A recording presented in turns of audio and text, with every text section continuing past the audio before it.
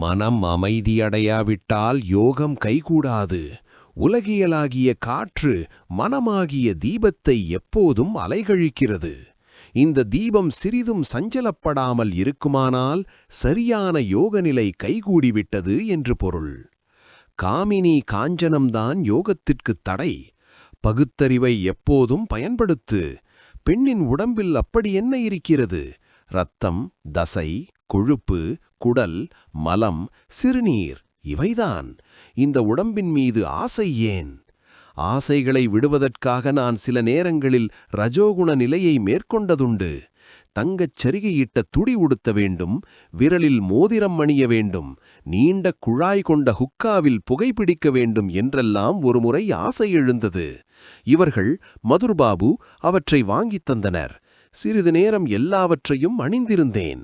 பிறகு மனத்திடம், மனமே, தங்கச்சரிகை ஆடை என்கிறார்களே, அது இதுதான் என்று கூறிவிட்டு அதை எடுத்து தூர எறிந்தேன். அதன் பிறகு அதில் என் மனம் போகவில்லை. மனமே, இதன் பெயர்தான் போர்வை, இதன் பெயர்தான் மோதிரம், இதுதான் நீண்ட ஹுக்காவில் புகைப்பிடித்தல் என்று மனத்திடம் சொன்னேன். பிறகு எல்லாவற்றையும் வீசி எறிந்தேன். அதன் பிறகு என் மனத்தில் அவற்றின் மீது ஆசை தோன்றவில்லை. மாலை நேரமாகத் தொடங்கியது. அறையின் தென்கிழக்கு வராந்தாவில் வாசலின் அருகில் குருதேவர் மேவுடன் தனியாக பேசிக் கொண்டிருந்தார். ஸ்ரீ ராமகிருஷ்ணர் மேவிடம் கூறினார், யோகியின் மனம் எப்போதும் இறைவனிடம் இருக்கும், எப்போதும் ஆன்மாவிலேயே நிலைத்திருக்கும். பார்க்கும்போதே அவனை அடையாளம் கண்டுகொள்ளலாம். அவனது கண்கள் முட்டையை அடைகாக்கும் பறவையின் கண்கள் போல் எங்கேயோ பார்த்த வண்ணம் அகலத் திறந்திருக்கும். மனம் முழுக்க முழுக்க முட்டையின் மீது நிலைத்திருக்கும். கண்களின் ஒரு வறட்டு பார்வை இருக்கும். அப்படிப்பட்ட ஒரு படத்தை கொண்டு வந்து காட்டுகிறாயா? மா கூறினார்.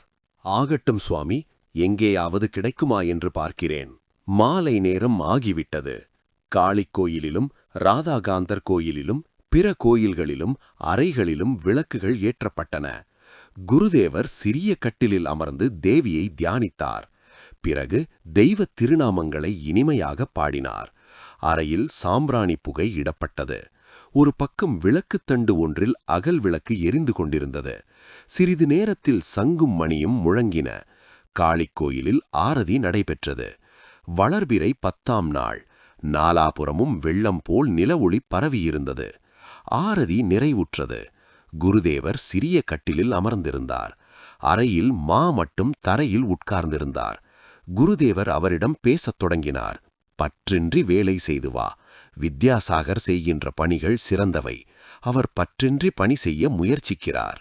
மா கேட்டார்.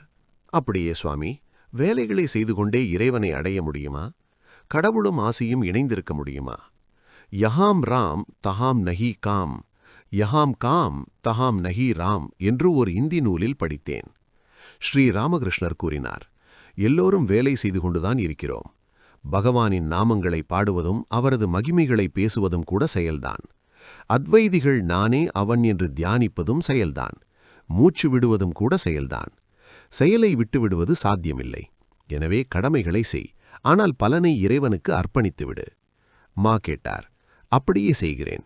அதிகமாக பணம் சம்பாதிக்க நான் முயற்சி செய்யலாமா? ஸ்ரீ ராமகிருஷ்ணர் கூறினார், தார்மீக வாழ்க்கைக்காக செய்யலாம். நன்றாக முயற்சி செய். ஆனால் பணம் சம்பாதிப்பது லட்சியமல்ல. இறைவனுக்கு சேவை செய்வதே லட்சியம். பணத்தால் இறைவனுக்கு சேவை நிகழுமானால் அந்த பணத்தில் குற்றமில்லை. மா கேட்டார், எவ்வளவு காலம் குடும்பக் கடமைகளை செய்ய வேண்டும்? ஸ்ரீ ராமகிருஷ்ணர் கூறினார், அவர்களுக்கு உணவும் உடையும் சிரமமின்றி கிடைக்கின்ற நிலைமை வரும் வரை. பிள்ளைகள் சொந்த காலில் நிற்கும் திறமை வந்துவிட்டால் அதன் பிறகு அவர்களின் பாரத்தை சுமக்க வேண்டியதில்லை. குஞ்சுகள் தாங்களே இரையை கொத்தித் தின்ன கற்றுக்கொண்ட பின் தாய்ப்பறவை அவற்றை கொத்தி விரட்டிவிடும். மா கேட்டார், எவ்வளவு காலம் கடமைகளை செய்ய வேண்டும்? ஸ்ரீ ராமகிருஷ்ணர் கூறினார், காய் தோன்றிய பின் பூ நிலைப்பதில்லை. இறை அனுபூதி பெற்ற பின் ஒருவன் கடமைகளை செய்ய வேண்டியதில்லை. அதற்கு மனமும் இருக்காது. ஸ்ரீ ராமகிருஷ்ணர் கூறினார், அவர்களுக்கு உணவும் உடையும் சிரமமின்றி கிடைக்கின்ற நிலைமை வரும் வரை. பிள்ளைகள் சொந்த காலில் நிற்கும் திறமை வந்துவிட்டால் அதன் பிறகு அவர்களின் பாரத்தை சுமக்க வேண்டியதில்லை. குஞ்சுகள் தாங்களே இரையை கொத்தித் தின்ன கற்றுக்கொண்ட பின் தாய்ப்பறவை அவற்றை கொத்தி விரட்டிவிடும். மா கேட்டார், எவ்வளவு காலம் கடமைகளை செய்ய வேண்டும்? ஸ்ரீ ராமகிருஷ்ணர் கூறினார், காய் தோன்றிய பின் பூ நிலைப்பதில்லை. இறை அனுபூதி பெற்ற பின் ஒருவன் கடமைகளை செய்ய வேண்டியதில்லை. அதற்கு மனமும் இருக்காது. குடிகாரன் அளவுக்கு மீறிக் குடித்தால் அவனால் தெளிவாக இருக்க முடியாது. 2 அணாவிற்கு மட்டும் குடித்தானானால் அவன் தனது வேலைகளையும் காரியங்களையும் நடத்திச் செல்ல முடியும். இறைவனை நோக்கிச் செல்லச் செல்ல அவர் உன் கடமைகளை குறைத்துக் கொண்டே வருவார். பயம் வேண்டாம். மருமகள் கருவுற்றால் மாமியார் அவளது வேலைகளை கொஞ்சம் கொஞ்சமாக குறைக்கிறாள். 10 மாதமானால் அவளை எந்த வேலையும் செய்யவிட மாட்டாள். குழந்தை பிறந்துவிட்டாலோ அதை கொஞ்சிக் கொண்டிருப்பது மட்டும்தான். இருக்கின்ற கடமைகளை முடித்துவிட்டால் நிம்மதி. வீட்டுத் தலைவி சமையலையும் சில்லறை வேலைகளையும் முடித்துவிட்டு குளிக்கப் போனால் திரும்ப மாட்டாள். நீ என்னதான் கரடியாக கத்தினாலும் திரும்பி பார்க்க மாட்டாள். மா கேட்டார், சுவாமி, இறை அனுபூதி என்றால் என்ன?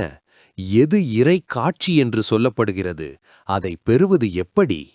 ஸ்ரீ ராமகிருஷ்ணர் கூறினார், இறைநெறியில் செல்பவர்களும் அவரை அடைந்தவர்களும் பல தரத்தில் உள்ளனர் என்று வைணவர்கள் கூறுகிறார்கள்.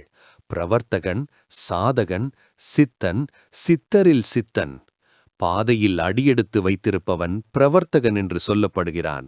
பூஜை, ஜபம், தியானம், இறை நாமத்தையும் அவரது மகிமையையும் பாடுதல் போன்ற சாதனைகளை செய்து வருபவன் சாதகன். இறைவன் இருக்கிறான் என்பதை உள்ளுணர்வை உணர்ந்தவன் சித்தன் என்று அழைக்கப்படுகிறான். வேதாந்தத்தில் ஓர் உவமை உள்ளது. வீட்டிற்கு சொந்தக்காரன் இருட்டறையில் படுத்திருக்கிறான். இருட்டிலே தட்டு தடுமாறி தடவியபடி ஒருவன் அவனை தேடுகிறான். சோபாவில் கை வைத்துவிட்டு இதுவல்ல என்கிறான். ஜன்னலை தொட்டுவிட்டு இதுவல்ல என்கிறான். கதவை தொட்டுவிட்டு இதுவல்ல என்கிறான். நேதி நேதி நேதி. கடைசியாக வீட்டுக்காரனின் உடம்பின் மீது கைப்படுகிறது. உடனே இதோ இதோ எஜமான் என்கிறான். அதாவது எஜமான் இருப்பதை உணர்ந்து கொண்டான். எஜமானை அடைந்தாகிவிட்டது. ஆனால் நல்ல அறிமுகம் ஏற்படவில்லை. இன்னொரு பிரிவினர் உள்ளனர். அவர்களே சித்தரில் சித்தர்கள். வீட்டின் தலைவனுடன் நெருங்கிய உறவு ஏற்படுவது என்ற நிலையே தனிதான். பிரேம பக்தியின் வாயிலாக இறைவனுடன் நெருக்கமான உறவு கொள்கின்ற நிலை அது. சித்தர்கள் கடவுளை அடைந்தவர்கள்தான், சந்தேகமே இல்லை. ஆனால் சித்தர்கள் அவருடன் மிக மிக நெருக்கமாக பழகுபவர்கள். இறைவனை அடைய வேண்டுமானால் சாந்தம், தாஸ்யம், சக்கியம், வாத்சல்யம், மதுரம் என்கின்ற பாவனைகளுள் ஒன்றை பின்பற்ற வேண்டும். சாந்தம் கூறுகிறது, ரிஷிகளின் பாவனை. இன்ப நுகர்ச்சியில் எந்த நாட்டமும் அவர்களுக்கு இல்லை. மனைவி கணவனிடம் கொள்கின்ற ஈடுபாடு போன்றது இது. அவள் அவனை மன்மதனாகவே காண்கிறாள். தாஸ்யம் கூறுகிறது, அனுமனின் பாவனை போன்றது. ராமகாரியம் என்றால் சிங்கம் போலாகி விடுவார் அவர். மனைவியிடமும் தாஸ்ய பாவனையை காணலாம். உயிரை கொடுத்து கணவனுக்கு சேவை செய்கிறாள் அவள். தாயிடமும் இத்தகைய பாவனை சிறிது இருக்கிறது. யசோதையிடம் இருந்தது. சக்கியம் கூறுகிறது, தோழமை. வா, வந்து அருகில் உட்கார் என்ற அளவில் நெருக்கமாக பழகுவது. குசேலர் போன்றோர் கடித்த எச்சில் பழங்களையே சில வேளைகளில் கண்ணனுக்கு கொடுத்தனர். சில வேளைகளில் தோள் மீது ஏறி உட்கார்ந்தனர். வாத்சல்யம் யசோதையின் பாவனை போன்றது. மனைவியிடம் ஓரளவு உள்ளது. அவள் கணவனுக்கு மனமார உணவு படைக்கிறாள். குழந்தை வயிறு நிறைய உண்டால்தான் தாய்க்கு திருப்தி. கண்ணன் உண்பான் என்று கையில் வெண்ணெயை வைத்துக் கொண்டு அலைந்தாள் யசோதை. மதுரம் கூறுகிறது, ராதையின் பாவனை போன்றது இது. மனைவியின் நிலையும் இதுதான். சாந்தம், தாஸ்யம், சக்கியம், வாத்சல்யம் போன்ற எல்லா பாவனைகளும் இதில் அடங்கிவிடுகின்றன. மா கேட்டார், சுவாமி, இந்த கண்களால் கடவுளை காண முடியுமா? ஸ்ரீ ராமகிருஷ்ணர் கூறினார், இந்த ஊனக்கண்களால் அவரை காண முடியாது. சாதனைகள் செய்து செய்து ஒரு பிரேமை உடல் உண்டாகிறது. பிரேமை கண்கள், பிரேமை காதுகள் எல்லாம் உண்டாகின்றன. அந்த கண்களால் அவரை காணலாம். அந்த காதுகளால் அவரது பேச்சை கேட்கலாம். அவ்வாறே பிரேமைமயமான ஆண் பெண் உறுப்புகளும் ஏற்படுகின்றன. இதை கேட்டதும் உரக்கச் சிரித்தார். குருதேவர் முகம் சுளிக்காமல் தொடர்ந்து பேசினார். இந்த பிரேமை உடல் ஆன்மாவோடு கலந்து இன்புறுகிறது. கவனமாக கேட்கலானார். ஸ்ரீ ராமகிருஷ்ணர் கூறினார், இறைவனிடம் ஆழ்ந்த அன்பு ஏற்படாமல் இது கிடைக்காது. ஆழ்ந்த அன்பு உண்டானால் எங்கும் இறைமயமாகக் காணலாம். தீவிரமான காமாலை நோய் கண்டால் காண்பவையெல்லாம் மஞ்சளாகத் தெரியும். அப்போது அவனே நான் என்ற உணர்வு உண்டாகிறது. போதை அதிகமாகிவிட்டால் நானே காளி என்கிறான் குடிகாரன். பிரேமை பித்தில் கோபியர் நானே கண்ணன் என்று சொல்ல ஆரம்பித்தனர். இரவு பகலாக இறைவனையே நினைத்துக் கொண்டிருந்தால் எங்கும் அவரைக் காணலாம். தீபத்தின் சுடரை சிறிது நேரம் உற்று பார்த்துக் கொண்டிருந்தோமானால் பிறகு பார்க்கின்ற திசைகளில் அதே தீபச் சுடரைக் காண்கிறோம் அல்லவா? அந்தச் சுடர் நிஜமல்லவே என்ற எண்ணம் அப்போது மாவின் மனத்தில் எழுந்தது. பிறர் மனத்தை அறிபவரான குருதேவர் கூறினார், உணர்வப் பொருளைச் சிந்திப்பவன் ஜடமாக மாட்டான். இறைவனை அதிகமாகச் சிந்தித்தால் மூளை குழம்பிவிடும் என்று சிவநாத் ஒரு முறை என்னிடம் கூறினார். அதற்கு நான் அவரிடம், என்ன, உணர்வப் பொருளைச் சிந்திப்பவன் உணர்வற்றவனாக ஆக முடியுமா என்று கேட்டேன். கூறினார், புரிகிறது சுவாமி, நிலையற்ற எதையும் சிந்திப்பது போன்றதல்லதே இது. இறைவன் நித்திய உணர்வு வடிவினர். அவரில் மனத்தை செலுத்துபவன் ஏன் உணர்விழக்க வேண்டும்? ஸ்ரீ ராமகிருஷ்ணர் மகிழ்ச்சியுடன் கூறினார், நீ இவ்வாறு புரிந்து கொண்டது அவரது அருளால்தான். அவரது அருளில்லாமல் சந்தேகங்கள் விலகாது. ஆன்ம அனுபூதி கிடைக்காவிட்டால் சந்தேகம் நீங்காது. அவரது அருள் கிடைத்துவிட்டாலோ பிறகு பயமில்லை. குழந்தை தந்தையின் கையை பிடித்துக்கொண்டு நடந்தால் ஒருவேளை விழ நேரலாம். ஆனால் தந்தை குழந்தையின் கையை பிடித்துக்கொண்டால் பயமில்லை. இறைவனே அருள் கூர்ந்து சந்தேகங்களை விலக்குவாரானால், காட்சியளிப்பாரானால் பிறகு கஷ்டமில்லை. ஆனால் ஏங்கும் மனத்துடன் அவரை அழைக்க வேண்டும், சாதனைகள் செய்ய வேண்டும். அப்போதுதான் அவரது அருள் கிடைக்கும். குழந்தை கதறியபடி அங்குமிங்கும் ஓடுவதைக் கண்டால் தாய்க்கு கருணை பிறக்கிறது. ஒளிந்து கொண்டிருந்த அவள் வெளியே வந்து குழந்தையின் முன் நிற்கிறாள். ஆண்டவன் ஏன் நம்மை அங்குமிங்கும் ஓடச் செய்கிறார் என்று தனக்குள் நினைத்தார். குருதேவர் உடனே கூறினார், நாம் அங்குமிங்கும் சற்று ஓட வேண்டும் என்பது அவருடைய விருப்பம். அப்போதுதான் சுவையாக இருக்கும். அவர் விளையாட்டாகவே இந்த உலகை படைத்தார். இதன் பெயர்தான் மகாமாயை. எனவேதான் அந்த சக்தி வடிவினலான தேவியிடம் சரணடைய வேண்டும். மாயை என்னும் பாசக் கயிற்றினால் அவள் நம்மை கட்டியிருக்கிறாள்.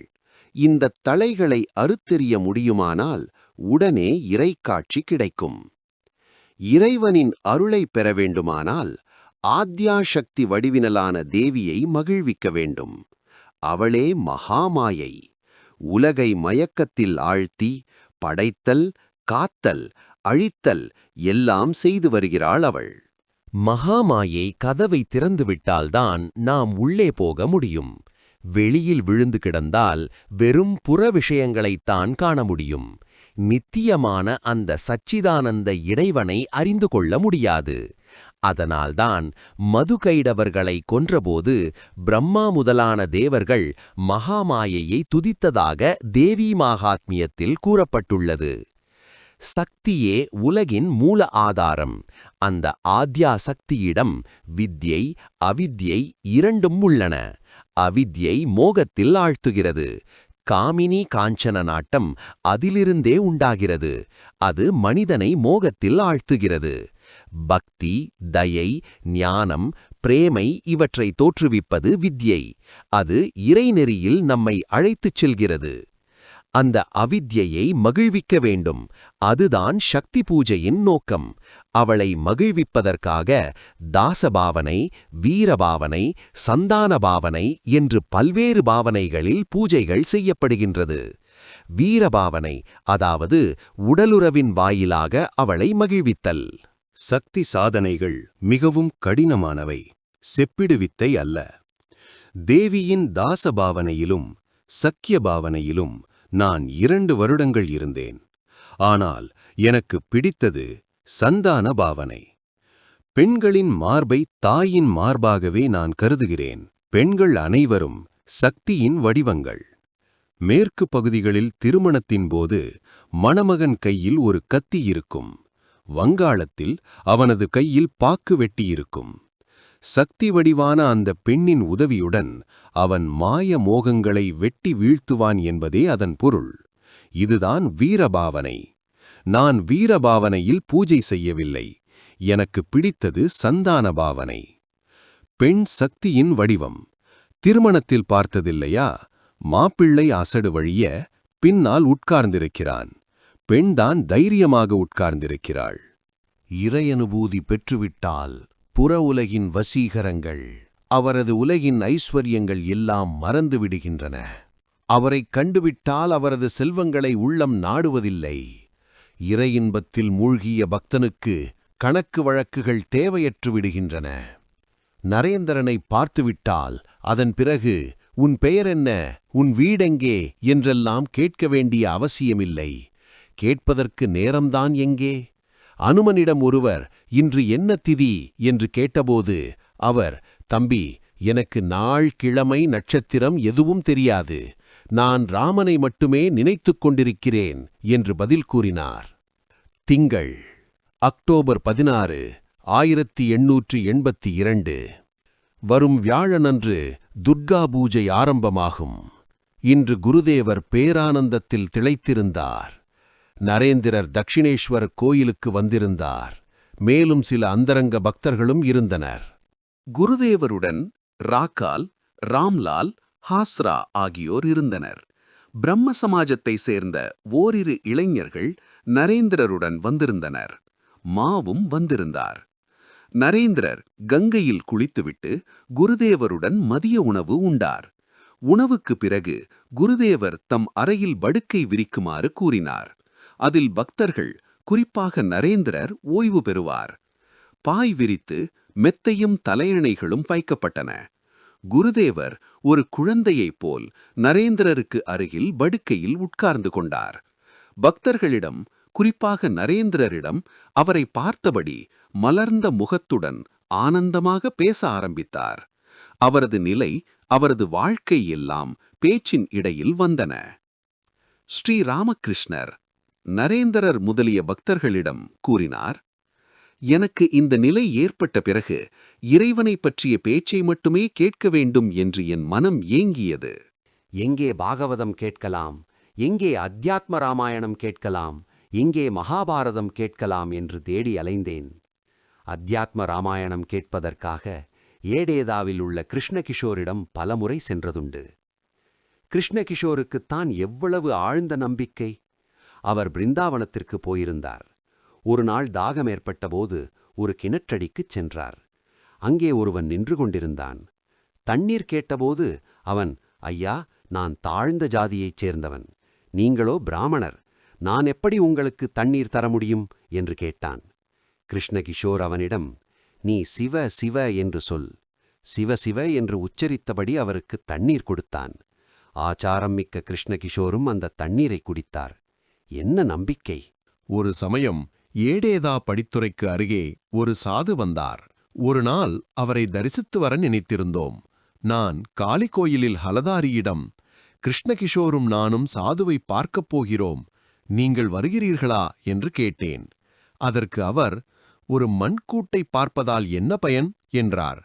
கீதை வேதாந்தம் எல்லாம் படிப்பவரல்லவா, அதனால்தான் சாதுவை மண்கூடு என்று குறிப்பிட்டார்.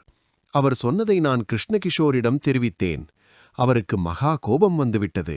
என்ன, ஹலதாரி அப்படியா சொன்னார்? யார் பகவானை சிந்திப்பவரோ, யார் ஸ்ரீராமபிரானை தியானிப்பவரோ, யார் அவருக்காக அனைத்தையும் துறந்தவரோ அவரது உடம்பு மண்கூடா? பக்தரின் உடம்பு உணர்வுமயமானது என்பது ஹலதாரிக்கு தெரியாதா என்று கேட்டார். கிருஷ்ணகிஷோருக்கு ஹலதாரியின் மீது வந்த கோபம் கொஞ்ச நஞ்சமல்ல. பூ பறிப்பதற்காக அவர் காளி கோயில் பூந்தோட்டத்திற்கு அடிக்கடி வருவதுண்டு. ஹலதாரியை சந்திக்க நேர்ந்தால் கூட முகத்தை வேறு பக்கம் திருப்பிக் கொள்வார். ஒருமுறை கிருஷ்ணகிஷோர் என்னிடம், ஏன் பூநூலை எரிந்து விட்டீர்கள் என்று கேட்டார். அந்நாளில் பெரும் புயல் காற்றை போன்ற ஏதோ ஒன்று என்னை எங்கெல்லாமோ அடித்துச் சென்று கொண்டிருந்தது. அப்படி இருந்தது என் நிலை. பழைய அடையாளம் எதுவும் மிஞ்சவில்லை. உடல் உணர்வே கிடையாது. துணியே தங்கவில்லை. இதில் பூணூல் எம்மாத்திரம்? என்னைப் போல் உங்களுக்கும் ஒரு முறை பித்து பிடிக்கட்டும் என்று அவரிடம் கூறினேன். அப்படித்தான் நடக்கவும் செய்தது. அவருக்கும் அந்த பித்து பிடித்து கொண்டது. ஓர் அறையில் அமர்ந்து கொள்வார். எந்நேரமும் ஓம் ஓம் என்று ஜபிப்பார். யாரிடமும் பேசுவதும் இல்லை. அவருக்கு மூளை கெட்டுவிட்டது என்று வைத்தியரை அழைத்து வந்தனர். கிருஷ்ணகிஷோர் அவரிடம், ஐயா, என் நோயை குணப்படுத்தும், ஆனால் எனது ஓம் ஜபத்தை மட்டும் குணப்படுத்தி விடாதீர் என்று சொன்னார். அனைவரும் சிரித்தனர். ஒரு நாள் அவரை சென்று பார்த்தேன். சிந்தனையில் ஆழ்ந்திருந்தார். என்ன விஷயம் என்று கேட்டேன். வரி வசூலிப்பவன் வந்திருந்தான். அதுதான் யோசிக்கிறேன். பணம் செலுத்தாவிட்டால் வீட்டிலுள்ள சாமான்களையெல்லாம் ஏலம் போட்டு விடுவான் என்று தெரிவித்தார். சரி, அதை பற்றி கவலைப்படுவதனால் என்ன பயன்? அதிகபட்சம் அவன் பாத்திரம் பண்டங்களை மட்டும்தானே எடுத்துச் செல்ல முடியும். கட்டி எடுத்துக்கொண்டு போகட்டும். உங்களை எடுத்துச் செல்ல முடியாதே. நீங்கள்தான் ககனமாயிற்றே என்று நான் கூறினேன். நரேந்திரரும் பிறரும் சிரித்தனர். நான் ஆகாசம் போன்றவன் என்று கிருஷ்ணகிஷோர் அடிக்கடி சொல்வார். அத்தியாத்ம ராமாயணம் படிப்பவரல்லவா? நீங்கள் ககனம் என்று அவரை நான் கேலி செய்வதுண்டு. அதனால்தான் நீங்கள் ககனமாயிற்றே, வரி விதிப்பதால் உங்களை அசைத்துவிட முடியாது என்று அன்றும் அவரிடம் சொன்னேன். இறைப்பித்து பிடித்த நாட்களில் மனத்தில் தோன்றுவதை அப்படியே சொல்லிவிடுவேன். யாரையும் மதிக்க மாட்டேன். பெரிய மனிதர்களைக் கண்டாலும் பயம் எதுவும் தோன்றியதில்லை. யதுமல்லிக்கின் தோட்டத்திற்கு யதீந்திரர் வந்தார். அப்போது அங்கிருந்த நான் அவரிடம், எது கடமை? பகவானை நினைப்பதுதானே நமது கடமை என்று கேட்டேன். அதற்கு யதீந்திரர், நாங்கள் சம்சாரிகள், எங்களுக்கு முக்தியா? தருமபுத்திரருக்கே நரகத்தை பார்க்க வேண்டிய நிலைமை ஏற்பட்டதே என்றார். அதைக் கேட்டு எனக்கு பயங்கரமான கோபம் வந்தது. என்ன மனிதர் நீங்கள்? தருமபுத்திரர் நரகத்தை பார்த்ததை மட்டுமே பிடித்துக் கொண்டிருக்கிறீர்களே. அவரது சத்தியநிஷ்டை, மன்னிக்கும் தன்மை, பொறுமை, விவேகம், வைராக்கியம், பக்தி இவையெல்லாம் உங்கள் மனத்தில் படவில்லையா என்று ஆத்திரத்துடன் கேட்டேன். இன்னும் என்னென்னவோ சொல்லியிருப்பேன். இருதயன் என் வாயை பொத்திவிட்டான். கொஞ்ச நேரத்தில் யதீந்திரர், எனக்கு சிறிது வேலை இருக்கிறது என்று சொல்லிவிட்டு அங்கிருந்து போய்விட்டார். பல நாட்களுக்குப் பிறகு கேப்டனுடன் சௌரீந்திர தாகூரின் வீட்டிற்குச் சென்றேன். அவரை பார்த்த அளவிலேயே அவரிடம், உங்களை ராஜா கீஜா என்றெல்லாம் என்னால் சொல்ல முடியாது, ஏனெனில் அது பொய் சொல்வதாகும் என்றேன். அவர் என்னுடன் சிறிது நேரம் பேசிக் கொண்டிருந்தார். பெரிய மனிதர்கள் பலர் அங்கே வருவதும் போவதுமாக இருந்தனர். சௌரீந்திரர் ரஜோகுணம் படைத்தவர். பல பணிகளில் ஈடுபட்டிருந்தார். யதீந்திரருக்கு தகவல் அனுப்பப்பட்டது. அதற்கு அவர் எனக்கு தொண்டை வலி என்று சொல்லி அனுப்பிவிட்டார். எனக்கு இறைப்பித்து பிடித்திருந்த அந்த நாட்களில் ஒரு நாள் வராகநகர் படித்துறையில் ஜெய முகர்ஜியை கண்டேன். அவர் ஜெபம் செய்து கொண்டிருந்தார்.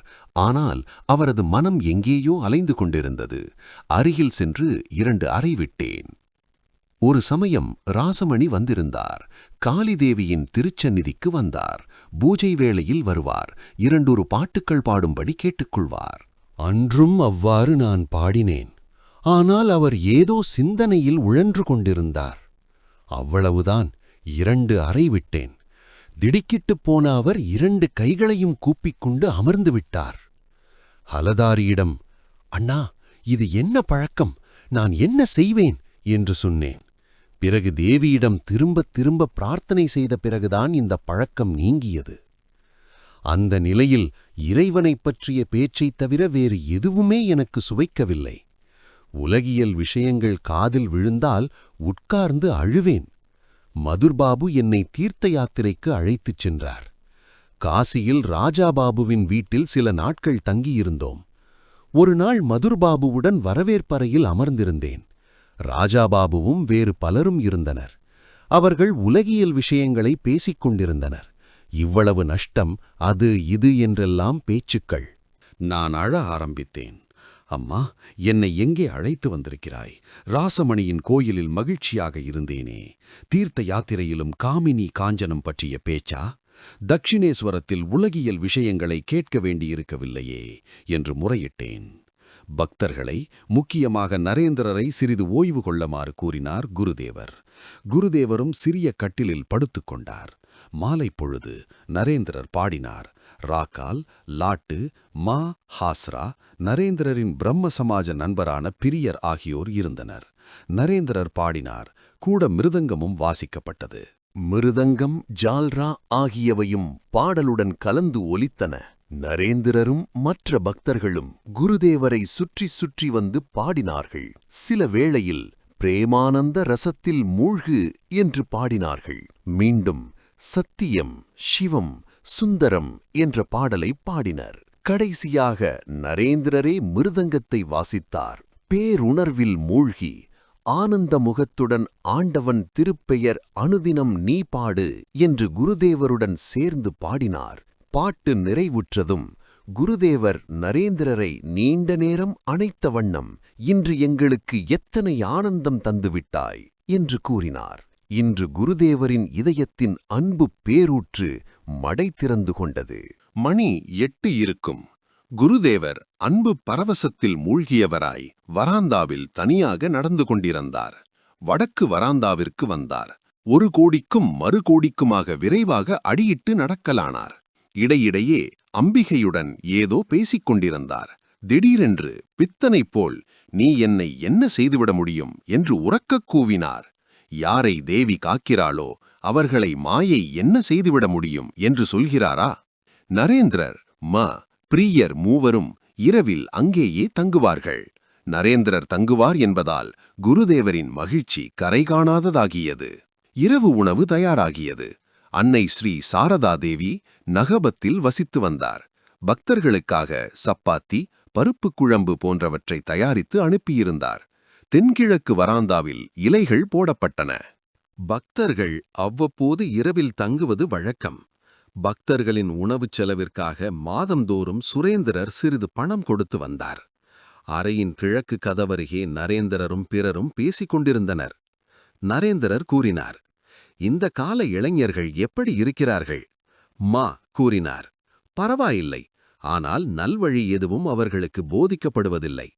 நரேந்திரர் கூறினார், நான் பார்த்ததில் அவர்கள் கீழ் நோக்கித்தான் போய்க் கொண்டிருக்கிறார்கள்.